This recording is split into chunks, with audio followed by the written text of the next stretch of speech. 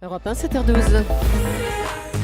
Le Zoom Echo, Axel de Tarlet. Bonjour Axel. Bonjour Bruce. Bon, le chiffre est tombé hier, c'est évidemment pas une surprise, même si ce chiffre est quand même impressionnant. 43 000 chômeurs de plus en janvier. Alors la France frôle le triste record de 1997 avec près de 3 200 000 chômeurs. Question ce matin, il n'y a rien à faire ? Eh bien écoutez, sans croissance, c'est très difficile puisqu'on le sait, on estime qu'il faut au moins 1,5% de croissance pour absorber chaque année le flot de nouveaux arrivants qui arrivent sur le marché du travail. Donc oui, malheureusement, sans croissance, puisque c'est le cas, eh bien, le chômage va continuer à augmenter cette année. Est-ce que les emplois d'avenir qui sont proposés par le gouvernement, les contrats de génération, est-ce que c'est une solution ? Alors, concernant les emplois d'avenir, donc de quoi il s'agit ? Il s'agit d'aider des jeunes en déshérence et sans aucune formation. On va être franc, il s'agit plus là d'une politique sociale que d'une politique de l'emploi. En revanche, le contrat de génération est plus porteur. Donc le principe, c'est que si une entreprise embauche un jeune et garde un senior, on lui accorde des allègements de charges.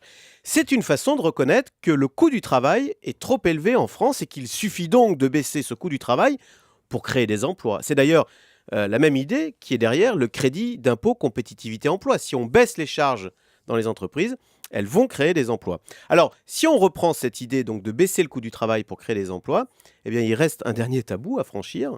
Et allons-y, c'est de baisser, non pas les charges, mais de baisser les salaires. Baisser les salaires, donc vous allez encore ajouter de l'austérité à l'austérité. Eh ben, oui, mais c'est ce qu'ont fait en tous les cas nos voisins. Alors on n'est peut-être pas obligé effectivement de faire comme les Allemands qui sont allés jusqu'à créer, vous savez, ces mini-jobs payés 400 € par mois.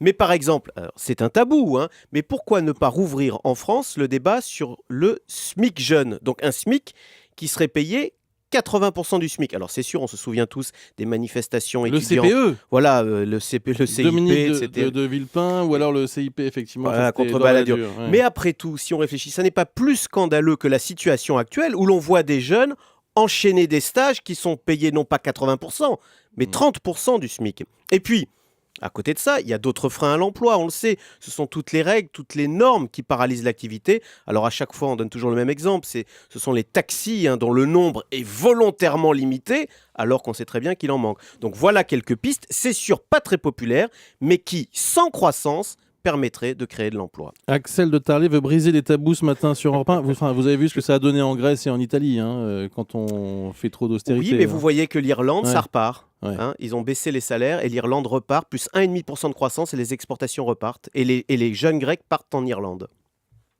La personnalité du jour, c'est Angela Merkel. Et c'est un coup de tonnerre. L'Allemagne autorise l'exploitation des gaz de schiste, alors sauf dans les zones où existent des nappes d'eau potable. Mais enfin, concrètement, la fracturation hydraulique sera autorisée en Allemagne sur 80% du territoire. Merci beaucoup Axel.